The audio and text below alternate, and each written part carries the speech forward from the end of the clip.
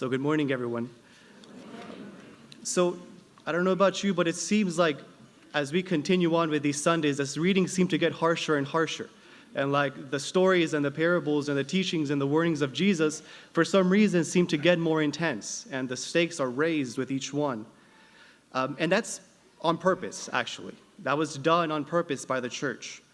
A reminder of ordinary time and what season we're finishing up now.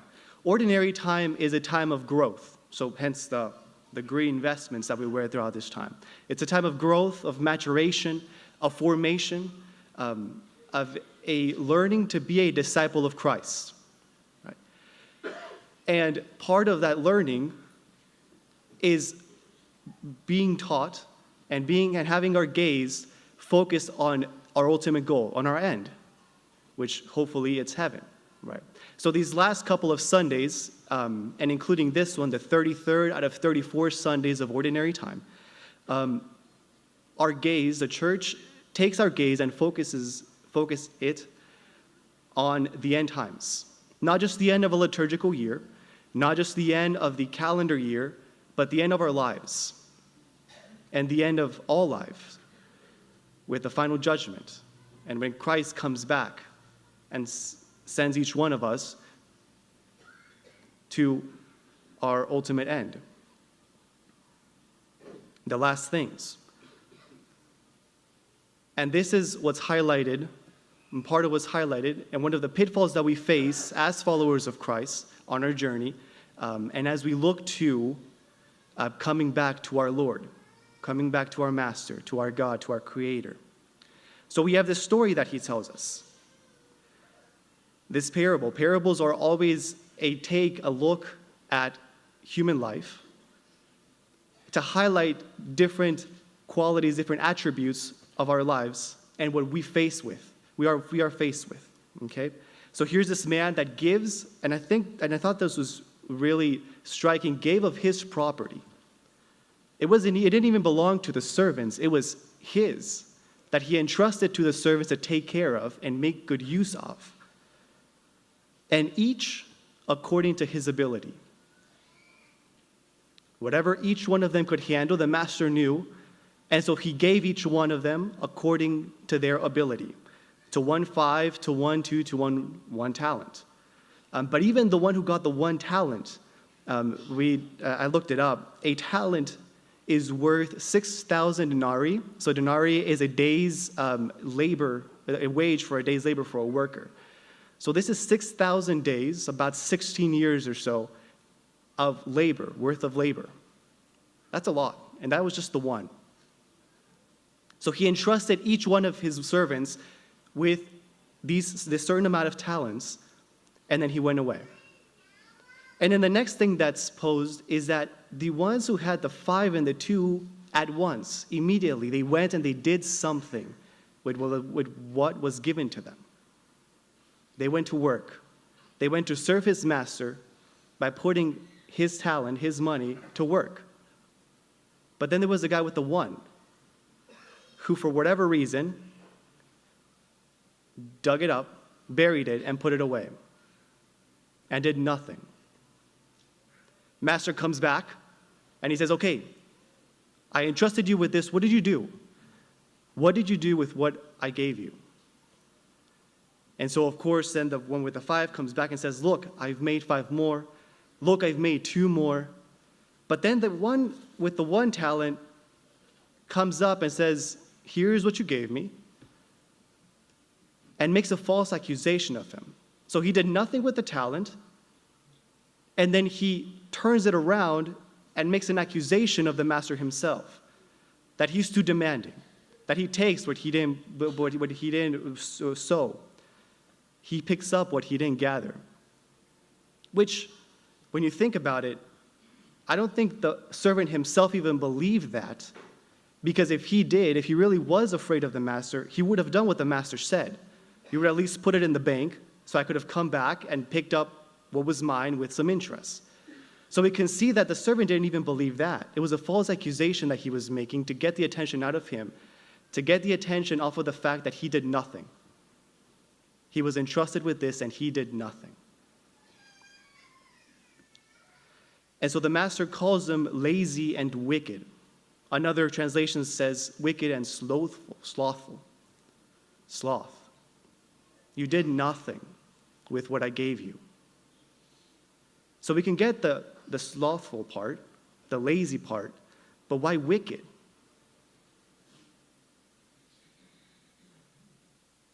If we look at it, whenever the Lord speaks, like I've mentioned in the homilies before, he always tries to elevate our minds and our hearts to think of the heavenly things. He doesn't want us to stay in the humane and the mundane. So he doesn't, whenever he speaks of the talents, we can apply this to our lives as God, of course, being the master who gave us his property. What is his that he gives us? But a share in his life, a share in who he is, a share in the life of the Trinity, a share in his love. This we call grace. He gave us all a certain amount of grace, a certain amount of his love, to be placed at the service of others, to be placed at the service of him by serving others. And with that comes certain gifts that we each have, certain talents, certain abilities, whether that be a strengthened sense of maybe you're really compassionate, you're really loving, you love to serve others, you can sing really well, you can manage things really well. You are each given a certain talent, a certain ability, a certain grace to be placed at the service of the Lord. But when we think about the gifts of God, because everything that we have is a gift, everything that the Lord has given us is a gift. We produce nothing. Even our very lives are a gift from him. Everything is grace. Everything is a gift of his love. So nothing is ours. It's meant to be given away. The gifts that you have are not for you. The gifts that I have are not for me. The gifts that I have, God said, I want to gift your neighbors, your family, this parish, wherever you are. I want to gift them with these things through you. So it's God's gift for you, not for me. But if I am not charitable and generous and loving and open to gifting what God has given me, you guys don't receive that gift. If you guys are not generous and charitable with the talents and the gifts that God has given you, those around you do not get the gift that God is trying to give to them. Because it's in that way that we share in the love of God, who made himself an offering and a gift for us. So why wicked? Because we deprive others of God's gifts whenever we don't offer ourselves for the service of others through what God has given us. We deprive them of that. And we don't allow them to share and to receive the love that God is trying to give them at that point. So we call this a cooperation with God's grace. We must cooperate. He will never force us. That's the freedom that he gave us. Because true love requires freedom.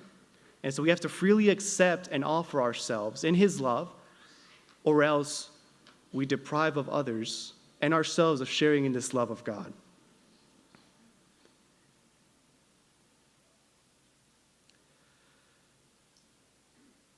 But he also doesn't have us offer what we don't have.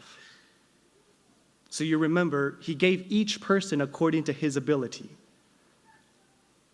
You are given something that somebody else was not given. Your gift is not somebody else's gift. And some might be given more than others, sure, because we each have a different capacity for God. We each have a different size capacity for the love of God in our hearts.